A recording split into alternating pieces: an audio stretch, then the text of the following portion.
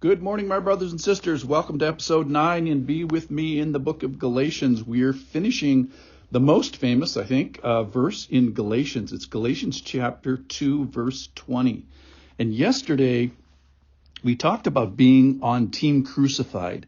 That is, our faith in the crucifixion of Christ solves some certain problems. And we need to ride on his coattails and associate with Christ's crucifixion, which helps us with the sin problem and helps us with the death problem.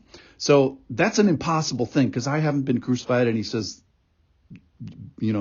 I am crucified with Christ. That's impossible. The second impossible thing is in the next sentence of the same verse, which is, I don't want you to live anymore.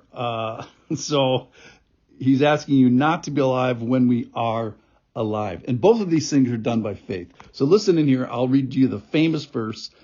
I have been crucified with Christ. That's the one we talked about yesterday. Period. It is no longer I who live, but Christ who lives in me. Period. Final sentence. And the life I now live in the flesh, I live by faith in the Son of God who loved me and gave himself for me. So yesterday we found ourselves on Team Crucifixion, and today we're going to find ourselves on Team Not Living. All right, so here's the deal.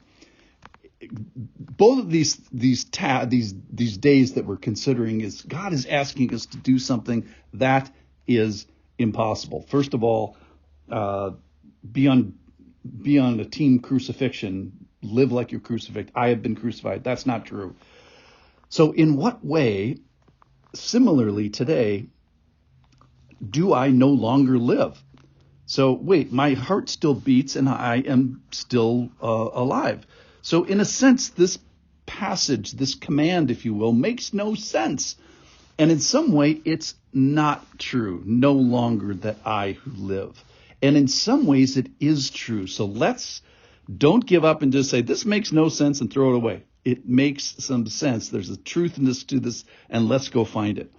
All right, so we're going to head towards, hey, my life has to be less than primary. I have to rely less on myself and more on someone shining through me and reprioritize me getting out of the way, the Lord taking center stage, and act like something has changed. So this Christianity that he's yelling at the Galatians for and yelling at us, he's saying, act like something changed. Hey, you're a Christian now, and this is what it means. So use your head, and then this is how you should be acting. This is how you should be living. So in a lot of ways, it's very practical. All right, so what has changed? Remember, when God started his impact on the earth, he was incredibly geographic and geocentric. That is, where can I find God? Well, first of all, go to the solar system, then go to Earth, then go to a country called Israel, a people group, then go to Jerusalem, then go to a temple, then go to an ark, and finally you'd be at the ground zero of God's presence and God's activity. Well, when Jesus came, that all got turned on its ear. And all that stuff is kind of not true in that God now indwells his people. That's why he said in John 16, verse 7, one of my favorites, he says, it's to your advantage that I go away. Jesus said that to the disciples at the Last Supper. It's to your advantage that I go away. For if I don't go away, the helper will not come to you. So the helper being the Holy Spirit, the Spirit of Christ. John 14, 23 says, if anyone loves me, he will keep my word, and my Father will love him, and we will come to him and make our home with him. So it's the Father, Son, and Spirit all coming to an individual who's a believer now and indwelling. So where does God live now? God lives inside of us.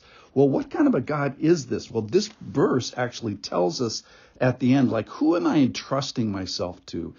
Is God good?